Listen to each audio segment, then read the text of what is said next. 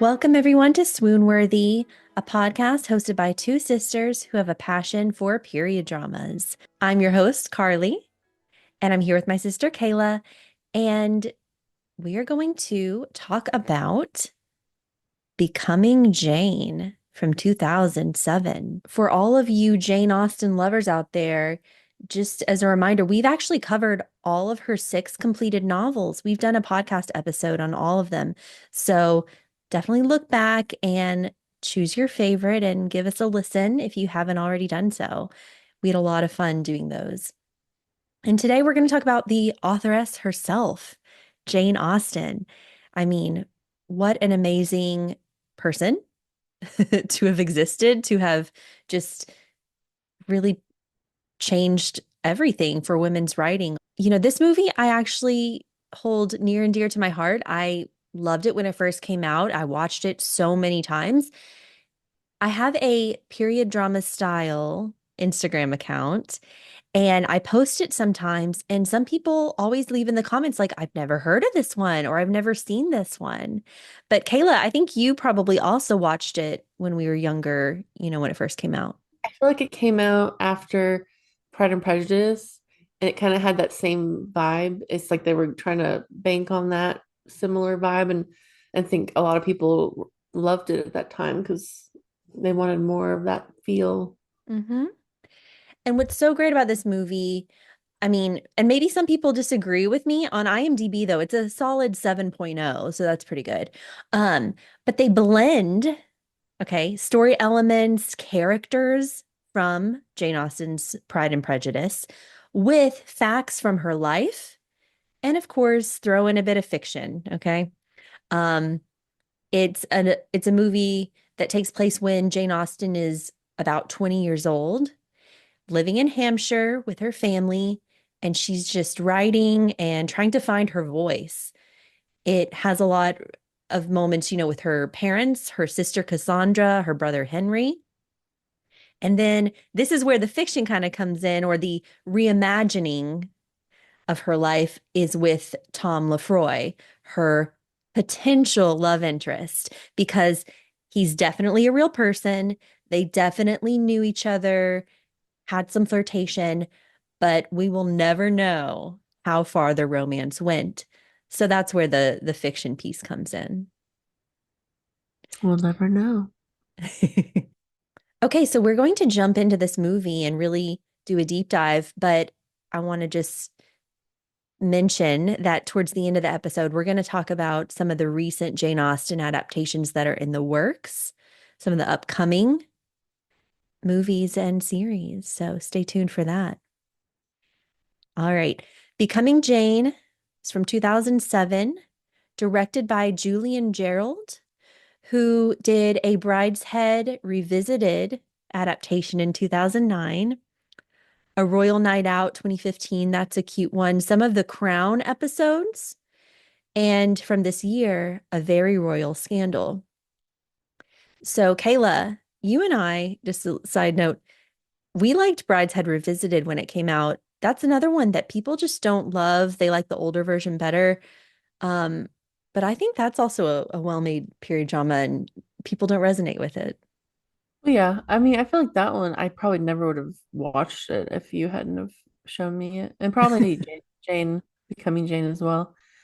I mean, they were very niche at that time. hmm But Anne Hathaway, not very niche, but that's a big name to get because this is already post, post Princess Diaries. She was a big one to get for the role of Jane Austen. What do you think about Anne Hathaway's performance and the fact that she's not British? Oh, no, I think she did a great accent. Like she really sold it. Like some if people had known her, they might have assumed she was from England. Yeah. I think this last time I watched it, because I was really trying to, study the movie more than just enjoy it, I would maybe catch a couple things, but I agree that overall she did a great job. Um, she had already done a British accent in a movie called Nicholas Nickleby in 2002. And I looked it up. Since then, she's done a couple other British accents in movies. One Day from 2011 and The Hustle from 2019. So, Oh yeah, The Hustle. It seemed a bit more kind of purposefully bad in that movie, like overdone, which yeah. but I like that movie. That movie's really funny. I've never seen that. Okay, now I'm curious.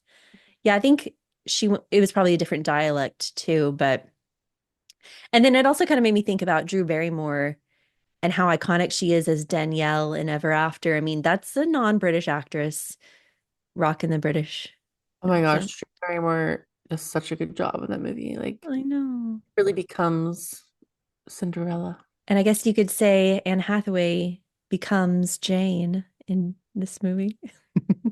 Definitely. I definitely think so. Okay, so we're a fan.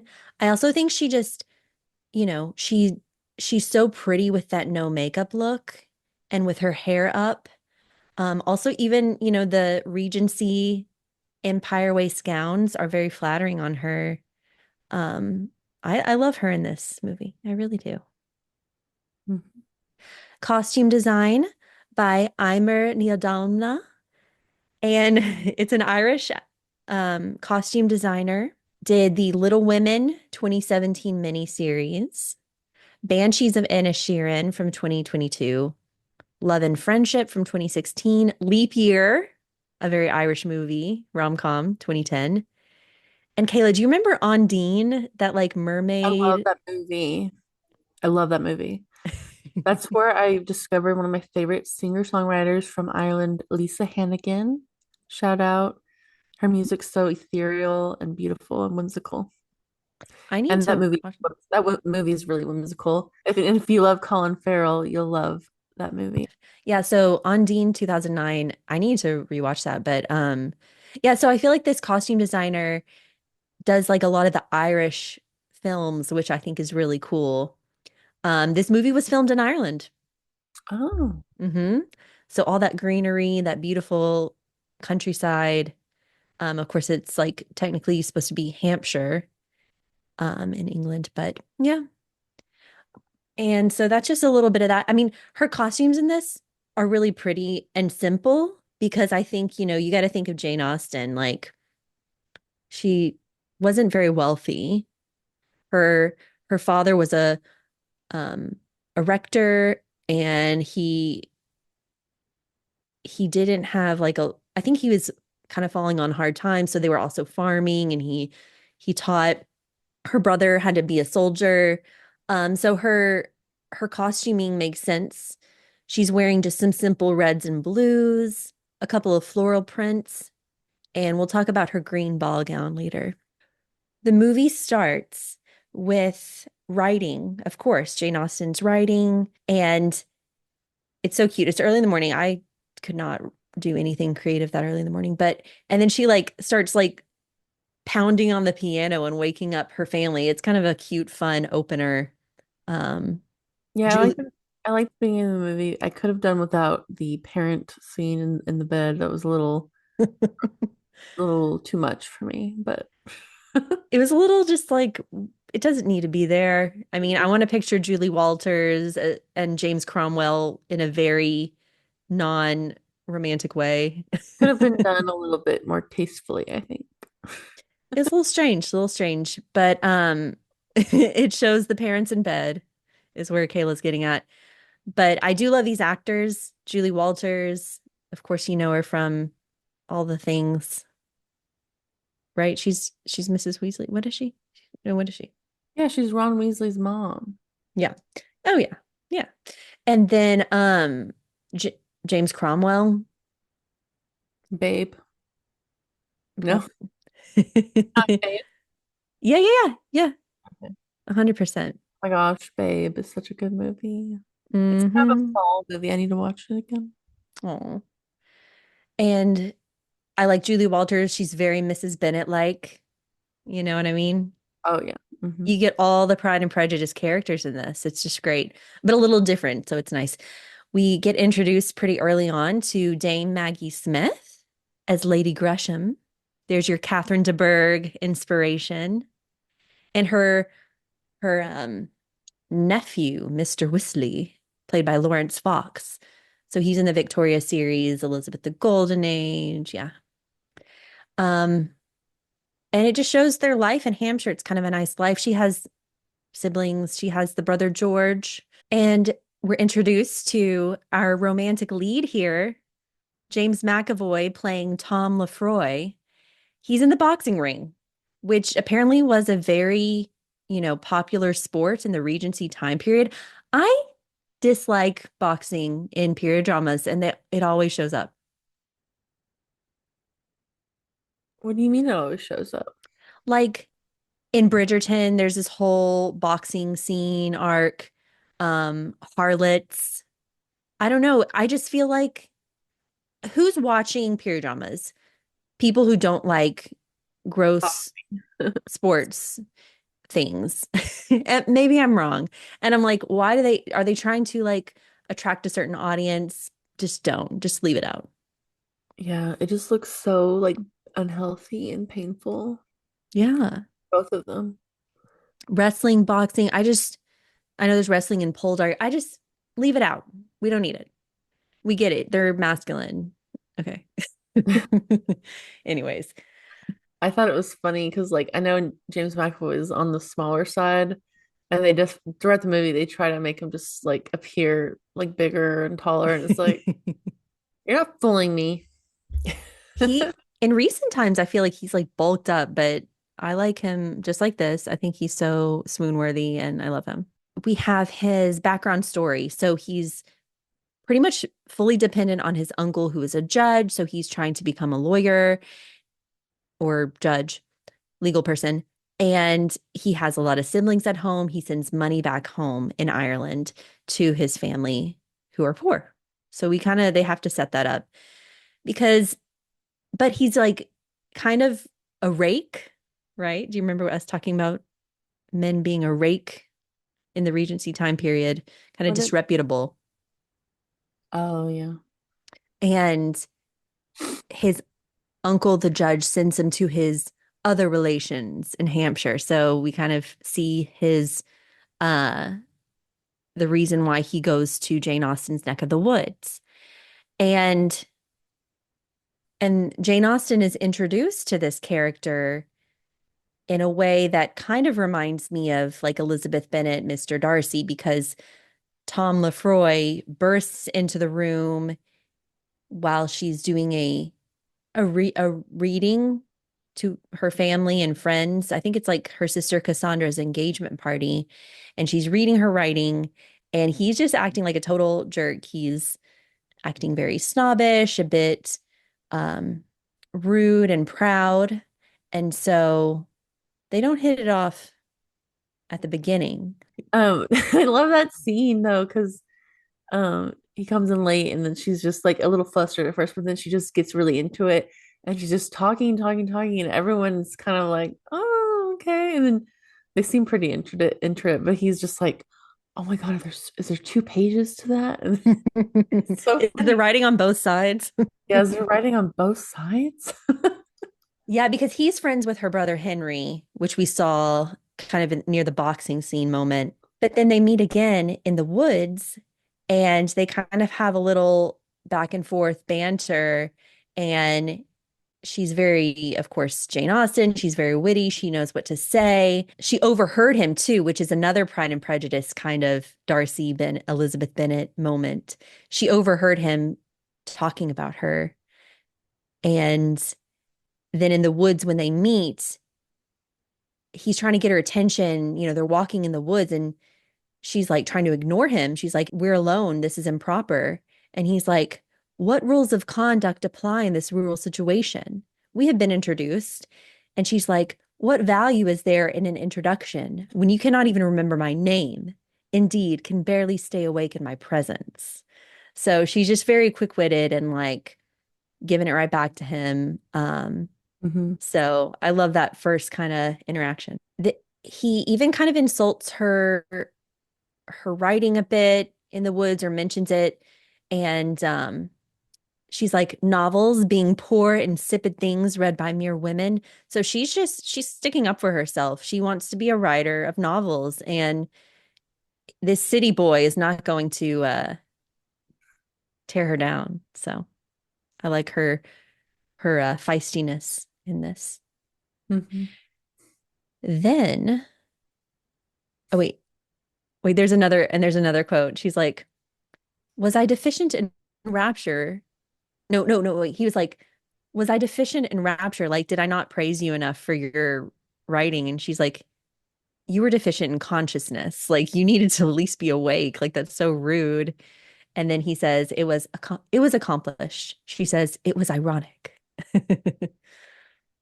But okay, so we were talking about no more boxing scenes in period dramas, but always, please always have dancing and ballroom scenes because I'm there for it 100%. So we have one ballroom scene where it's like the country dancing, the assembly rooms, kind of like in Pride and Prejudice, that first dance scene. And poor Mr. Whistler just stomps on her foot. It's so embarrassing. I think she handled it very rudely, honestly. I mean, it Mhm. was an accident. You don't have to just get completely humiliate him in front of everybody by just standing there silent and just glaring at him. Like, I would never do that. I'd be like, oh, it's okay. And then let's just keep trying. Or, like, get over yourself, uh, Jane. Well, and this is why maybe later in a scene, or actually in this scene, Tom Lefroy is dancing with her and he says, "I think you consider yourself a cut above the company." So he too, Kayla, you see it too. She maybe does hold herself in a higher regard secretly because she's perhaps more intelligent Yeah. or not as she doesn't care about society. She thinks society's stupid. Yeah, so I think you're right on the money there. Yep.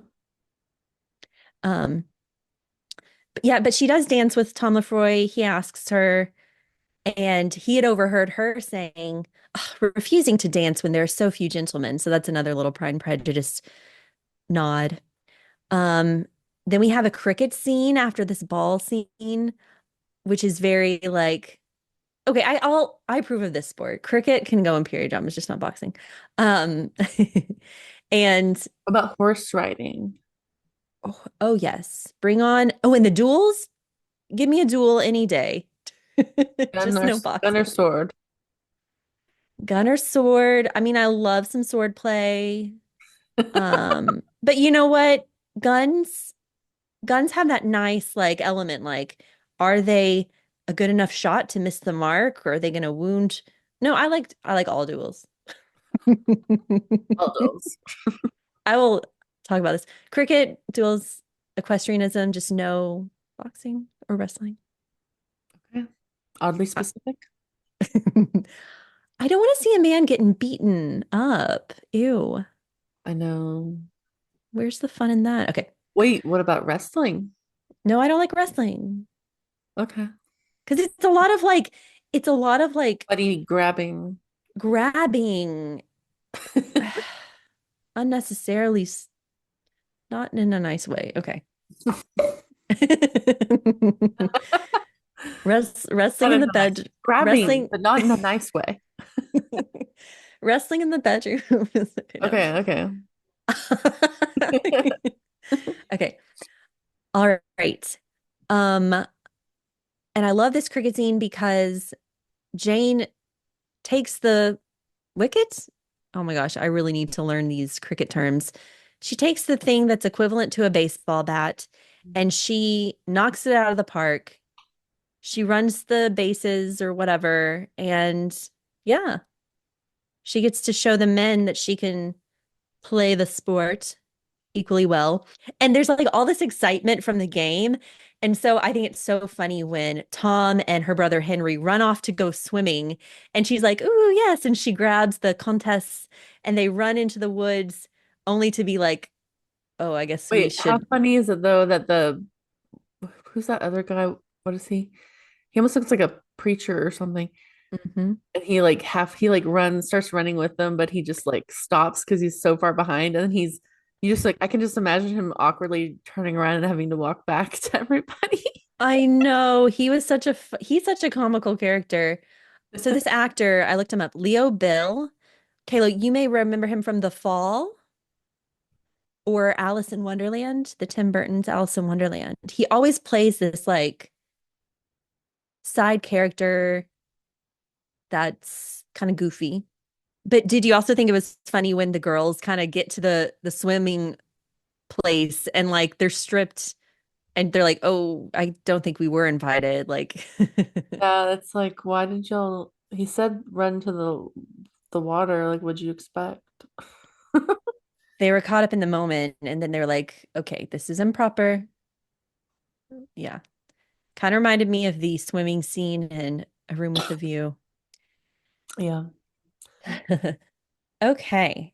So, what do you think about this like Comtesse lady, Eliza de Farid? I can't I say mean, her it's name your right. cousin, right?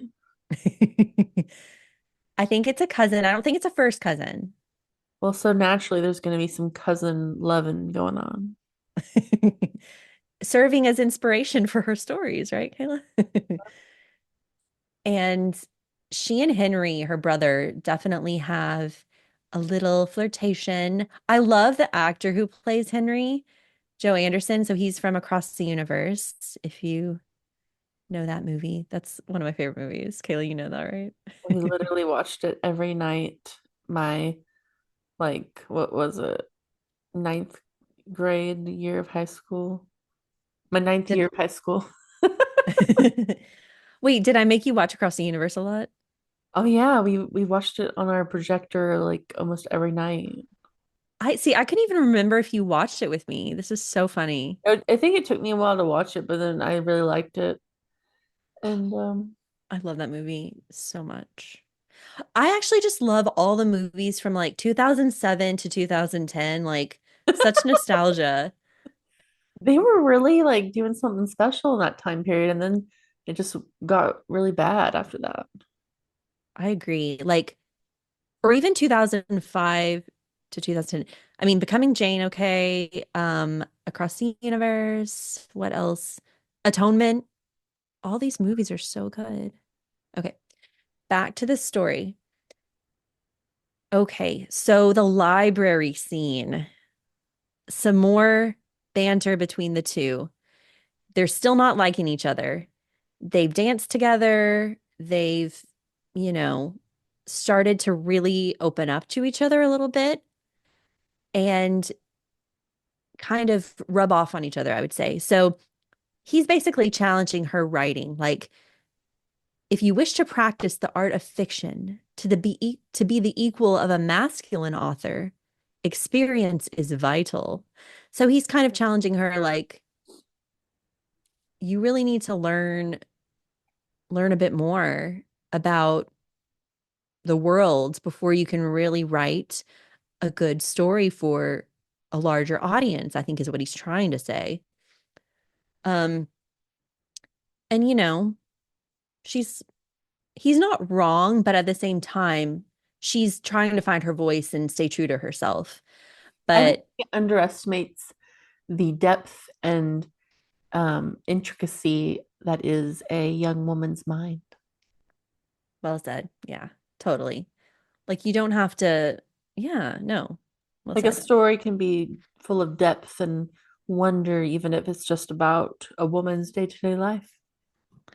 Well said, Kayla. Love that. Yes. But I do like how they're kind of flirting in the library and he's like, your horizons must be widened by an extraordinary young man. It's a little risque, but I think their chemistry shows through in this scene. And he says, in life, uh it no, and she says, in life, bad characters often thrive, and a novel must show how the world truly is, how characters genuinely think. A novel should reveal the true source of their actions. And we see this in her writing. I mean, she's just everything that Jane Austen in real life wrote about was so genuine and true, and you could just believe it really happening. I love it. Yeah, it's almost like a diary. Yeah. She was a very good judge of character and she observed people in her life and brought it to the page. I mean, it's pretty cool because there's that little cousin girl a cousin of Tom Lefroy, who is so kitty Lydia. Do you remember her? The little young girl who's like kind of very boy crazy. And and then she also plays on the piano really obnoxiously like Mary Bennett. So yeah, she just you could tell she drew from her real life characters.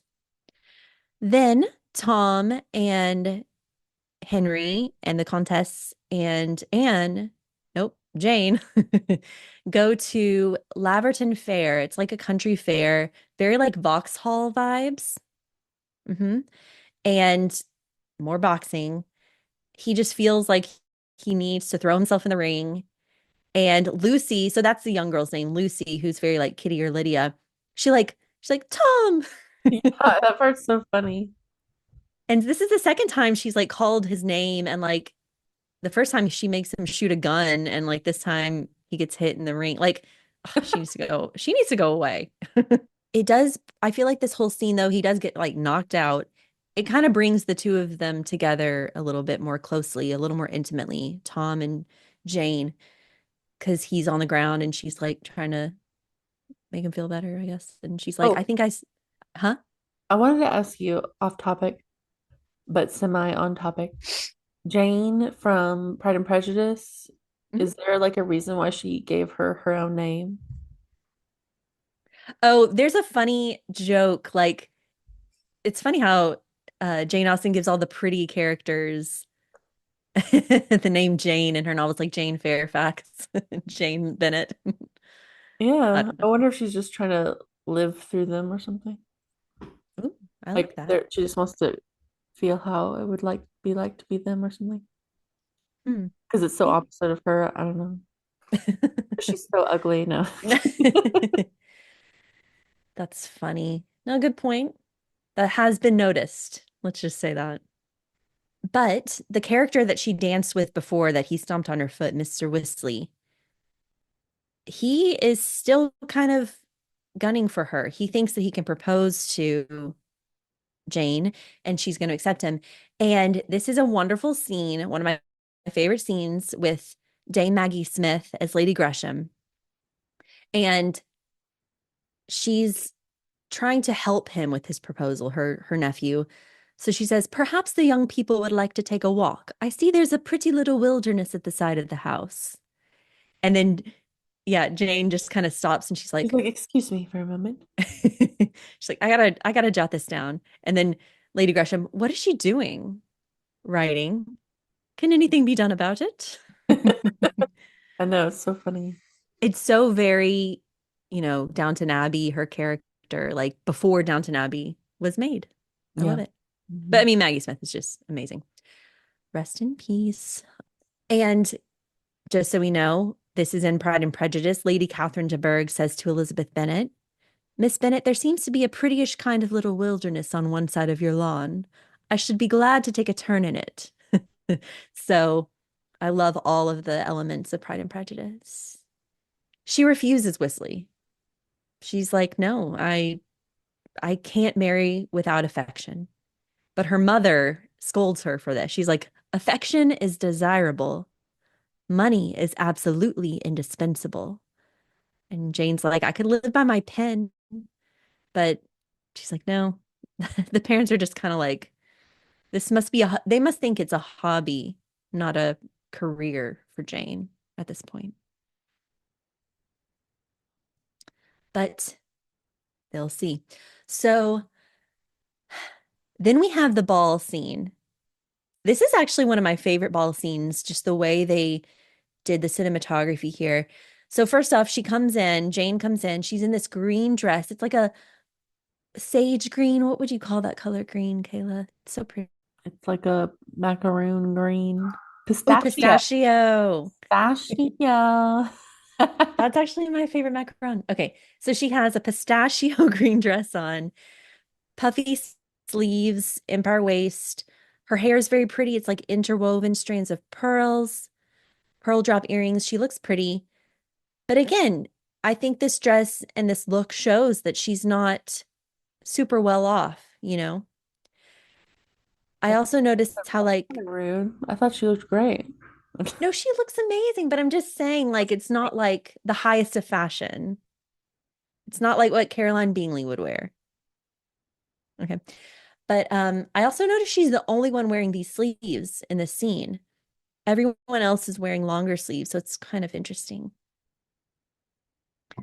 But we have seen these sleeves in Regency Jane Austen adaptations before. Like I'm even thinking Sanditon, the main character, Charlotte Haywood, wears a lot of these dresses. So they were there. Some since the Sense and Sensibility miniseries too, I believe. Um, what do you think about the short sleeves, the puffy sleeves? Do you like them? No, I love this dress. I would wear this dress tomorrow.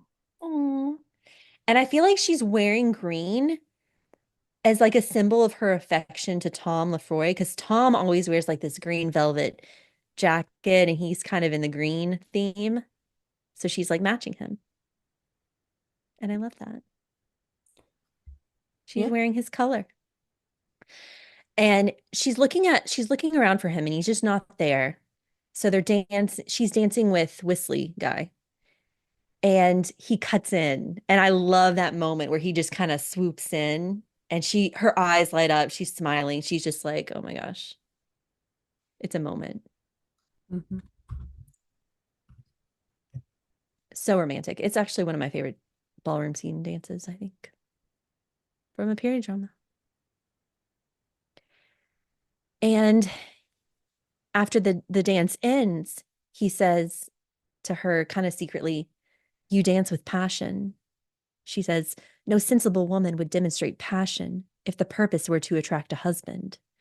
And then he's like, "As opposed to a lover." And she's like, yeah, he's always kind of throwing that in. Definitely a little flirty, a little forward. And she's like, "You can rest easy on both accounts."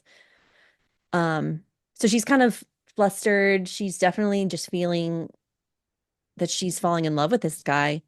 And they end up outside and they share another romantic moment in private. And he kind of realizes that Mr. Whistly or Whistly is proposing to her. And he's like, "How can you have him? How can you dispose of yourself without affection?" And she says, "How can I dispose of myself with it? You're leaving tomorrow." So this is kind of like she's openly declaring her feelings for him and they kiss. And it's a very cute kiss. She's very like hesitant and inexperienced. She's like, "Did I do that well? I wanted just once to do it well." Oh. That's sad. No, I'm kidding. And yeah. So then they're kind of like, "Okay, we're gonna do this. We're gonna be a couple." So they devise this plan to kind of woo his uncle in London. They bring the Countess along to kind of sway him because he definitely wants to, he's probably this Uncle Judge character is like all about the connections, right? And they go to the dinner with the judge. She's wearing that green dress again because it must be her best dress. And she does not hit it off with his uncle. I mean, he is just not about this writing thing. And he's like, "Do I detect irony? Irony is an insult with a smiling face." And she's just like, "No. Irony is the bringing together of contradictory truths to make out of the contradiction a new truth with a laugh or smile." I mean, that's cute, but like, girl, read the room. She could have married this guy if she just shut her mouth. Yeah, she's so true to herself, whereas like the Countess and like maybe someone else, like you or me, would have been like, play the part, Yeah, I mean, there's a time and a place, you know. Pick your play the part. battles. There's all these different sayings for this type of situation. Pick, You should know yeah. that she's a writer. Pick your battles, yeah. Because he's not going to let this marriage happen if she doesn't. Yeah, yeah. I'm with you, Kayla. So, Like, there's a point where James McAvoy's like, "Well, I assumed after meeting her, she would prove how amazing she is." But I'm like, "Well, she didn't even try." Very good point. Yeah, no, you make a valid point. Or you can be right or you can be liked. Ooh. You can be right or you can be liked. I'm going to think about that one. But I do see Jane Austen at the dinner table in this scene, and I have to say, you know how they always have that question, like, which three people alive or dead would you have dinner with? Yours Like is Jane Austen, huh? yours Huh? number one is Jane Austen My number one is Jane Austen, probably. I mean, and Audrey Hepburn. okay, you've got two. Wait, Who's the third was there one? another one? There's a third one. Okay, so Jane Austen, Audrey Hepburn. You knew it. You Oh, knew it. I think I know. Who? Is it a male? No, no. Okay, then I needed that hint. I was gonna say Who was Walt. it gonna? I was gonna say Walt Disney. No, that's a cute one, but No, no. okay, so there's another female. Oh, Historical. yeah, I was going back. This Um, is fun. hmm, We've done a podcast about this historical person. well, I was gonna say Queen Elizabeth. Close. Her mother. Oh, Anne Boleyn. Yeah. Oh, okay. I was gonna go there. You were so on track. You Oh, knew my wait, what three. are mine?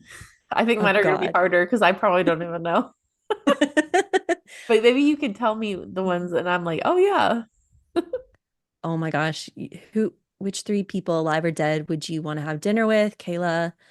Hmm. Oh my gosh. This is so hard. I know you better than you know me. Or I'm more open about my obsessions. You're more easily obsessed with things. Yeah. Okay. Jesus, number one. No, I'm already gonna meet him, so it's fine. Okay, hold on. Hold on. Oh my gosh. Sophia Oh, come on, Coppola? Carly. She's Sophia Coppola. Oh, close. Who? Carly. Historical. Sophia Coppola. Marie Antoinette. Yes. I want to meet her. Okay, Kayla wants to meet I want Marie to ask Antoinette. her so many questions. And then, so we have dinner with our three people that were given, and then you and I get to meet and talk about them. Okay, so tell me the other two. Okay, is Elizabeth on your list? She's Mm, a front runner, probably. yeah, we could put her on the list. I mean, she's pretty cool. No, these two for sure. So you're doing definitely dead people too. Yeah. I know. Who? Pocahontas. Yes. Ask her what happened, what really happened. Yes. Pocahontas. Yes. Okay. Oh my gosh, we would have the best dinner party with these people. This would be such a fun party. I feel like everyone would get along really well, and we would all Oh have yeah. endless stories to tell. And Audrey would be there. Okay, so she's your number one for sure. Oh my gosh, I love this. Beautiful, beautiful. Okay. Speaking of other writers, this kind of segues nicely. Jane Austen goes and visits another writer, Mrs. Radcliffe, who is the author of Mysteries of Udolpho, which, if you're a Northanger Abbey fan, you'll remember Catherine Morland. She is reading this book intently. So this is a nice, like, real-time reference, um, a contemporary of Jane Austen's.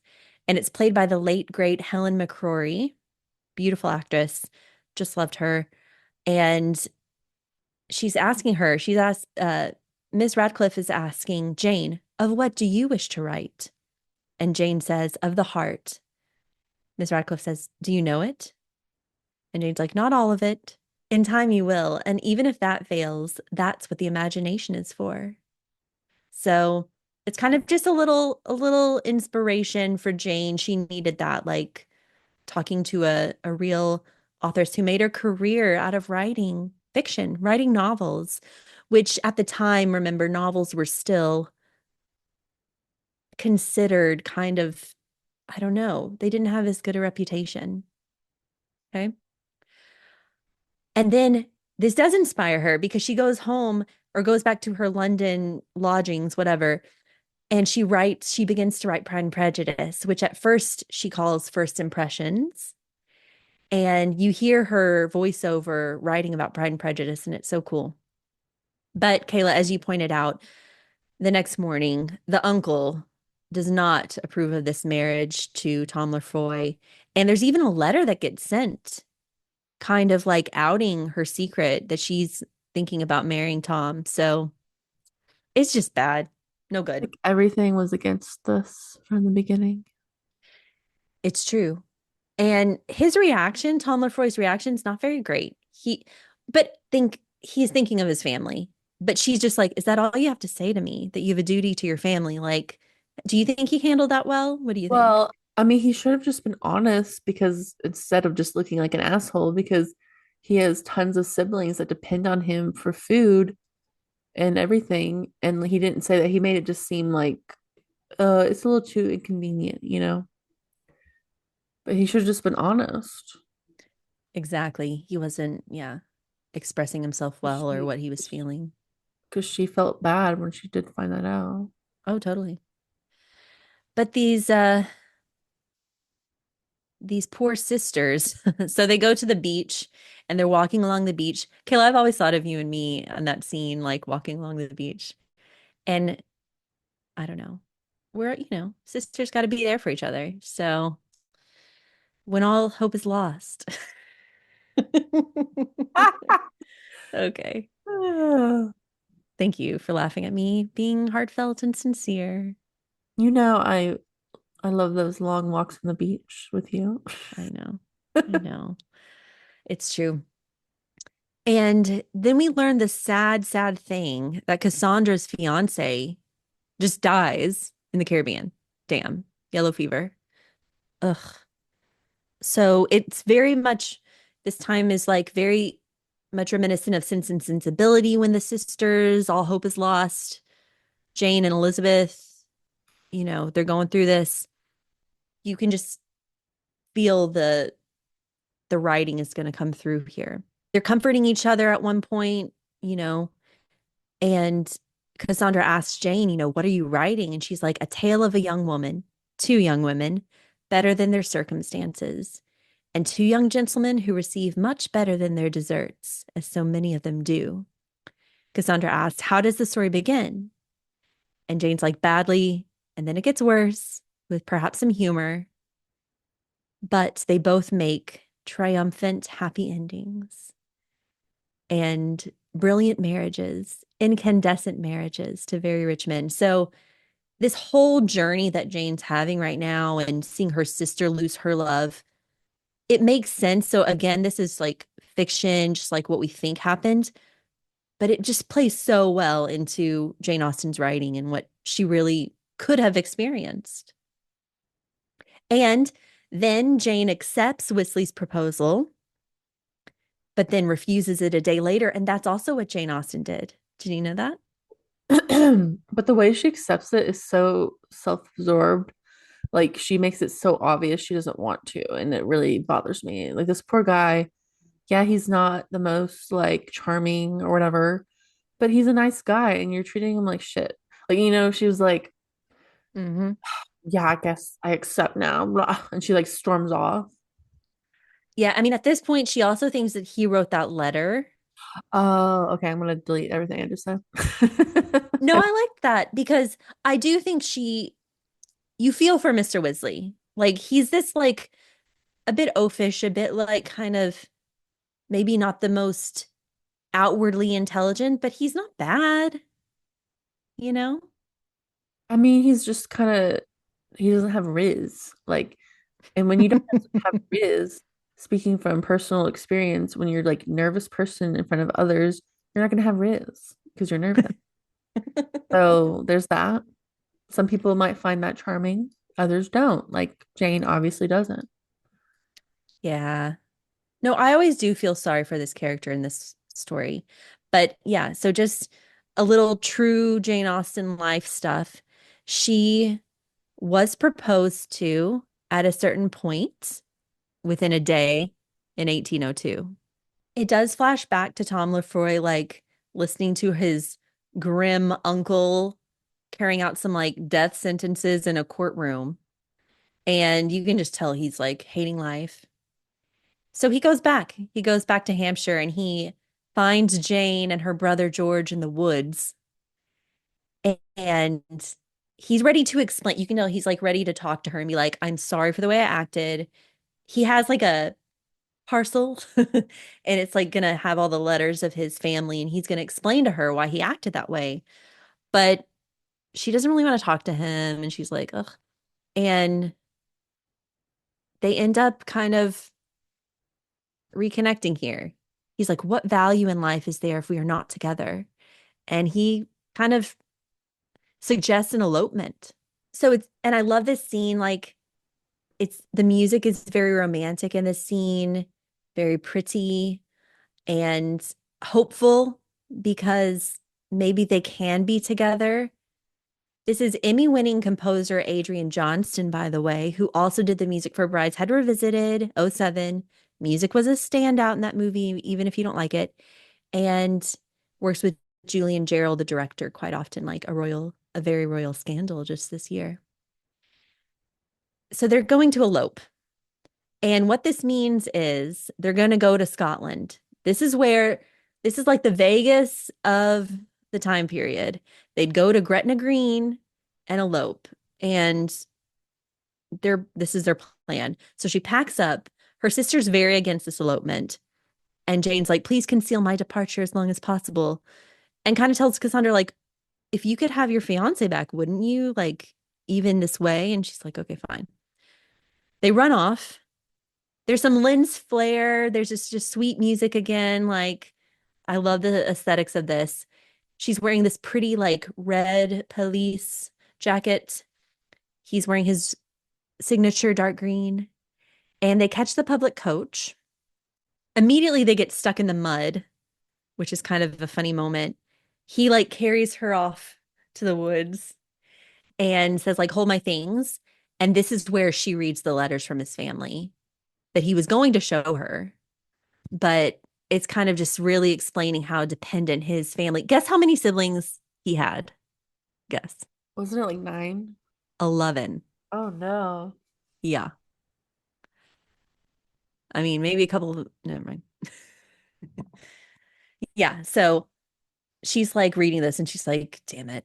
And so when he notices her change of demeanor, he's like, are you worried? Is it the loss of your reputation? And she's like, no, it's the loss of yours. So they get back in the coach.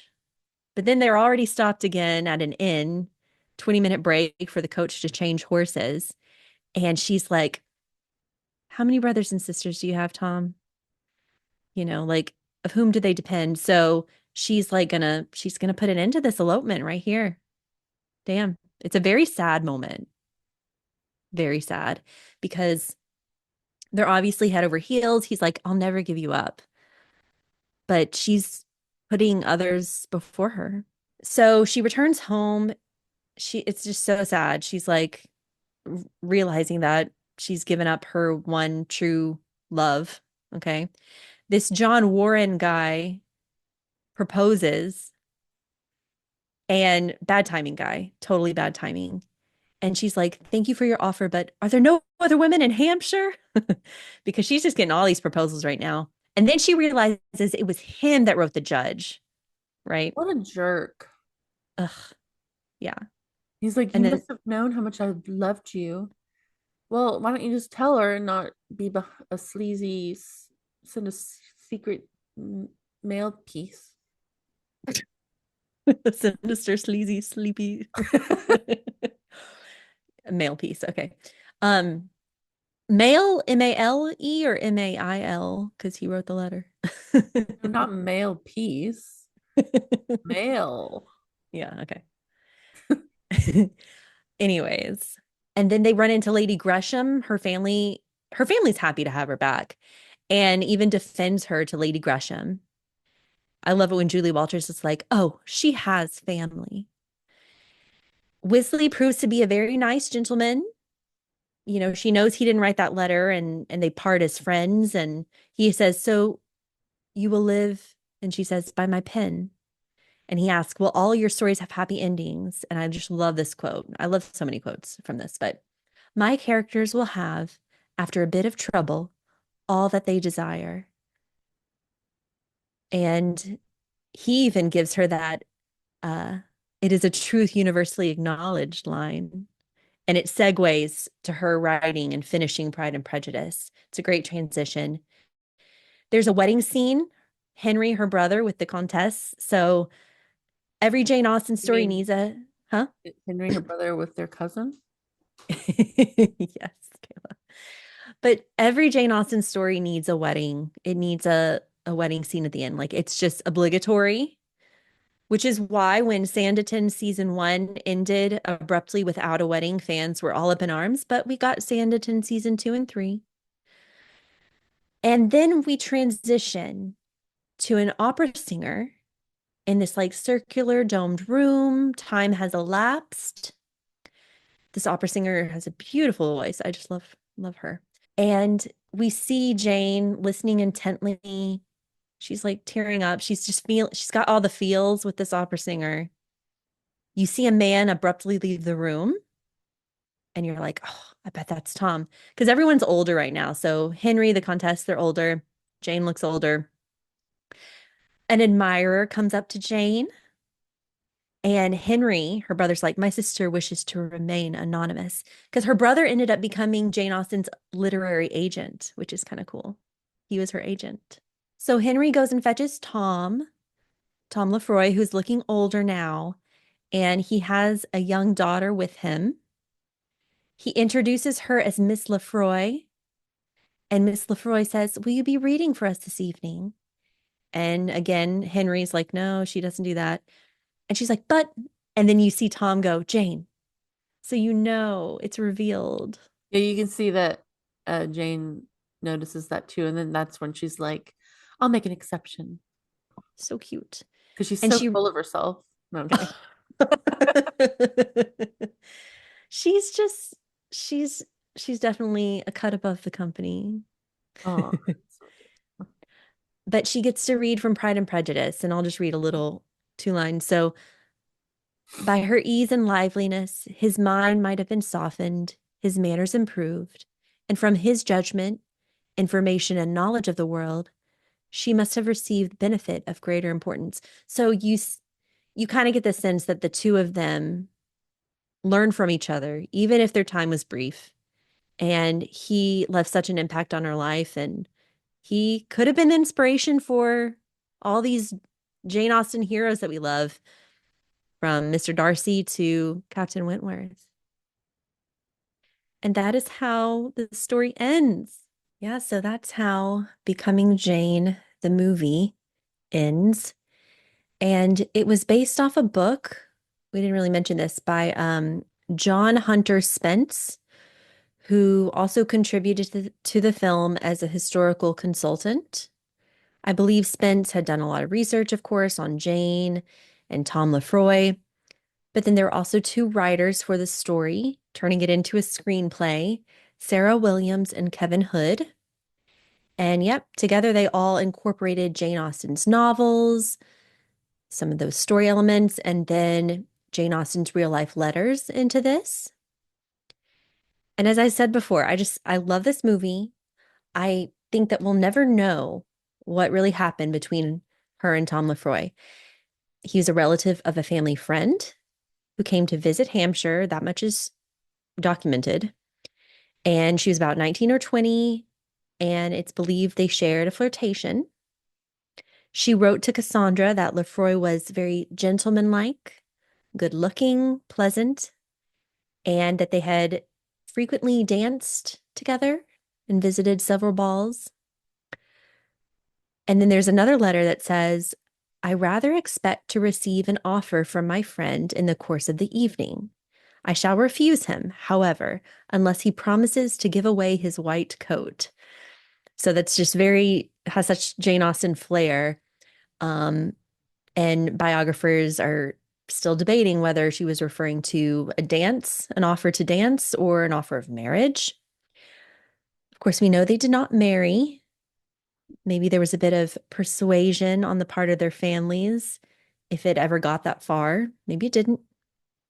And maybe she just used her imagination to write her six novels, but I'd like to think it was based off some real romance.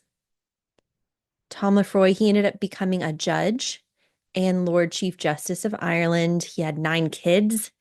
He named his first daughter Jane, which, as we know, that was a popular name, but who's to say? So I love the romance of this movie.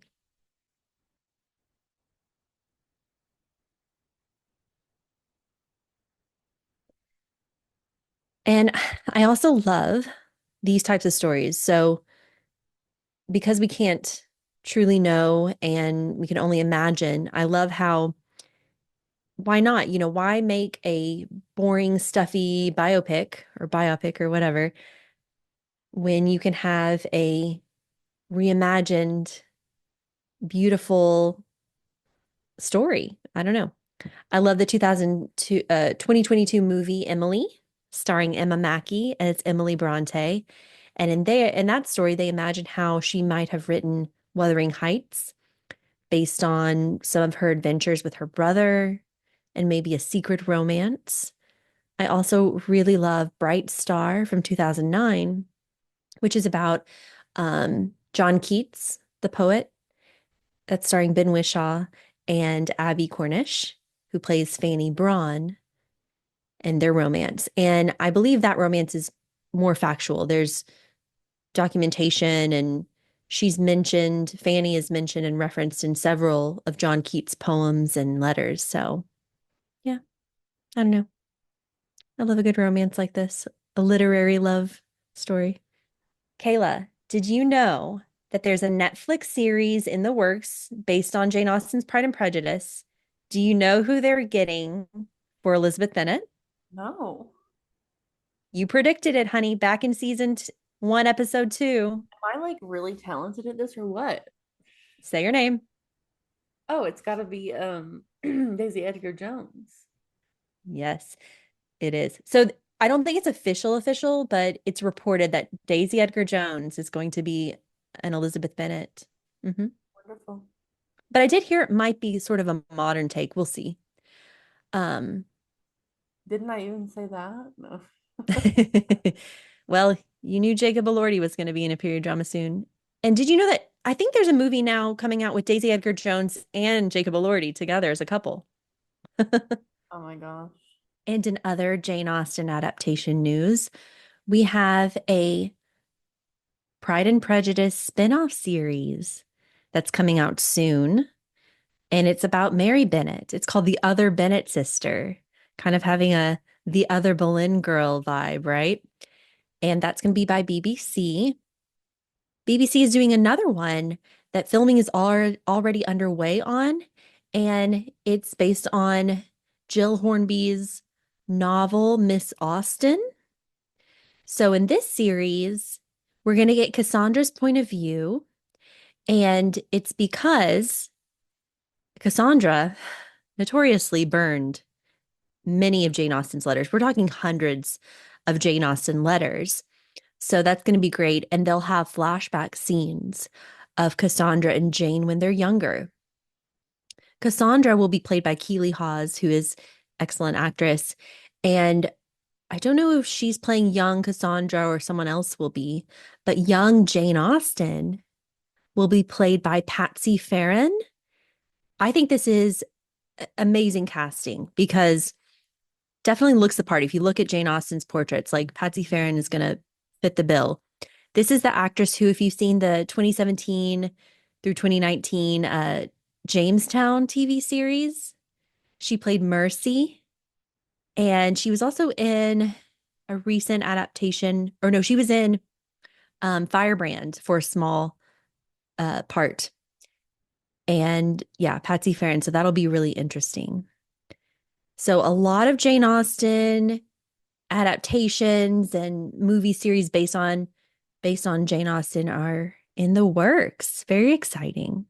Thank you all for tuning into our deep dive on Becoming Jane from 2007, a beautifully made period drama starring a witty, vibrant Anne Hathaway as Jane Austen and the swoon-worthy James McAvoy as her speculated love interest, Tom Lefroy.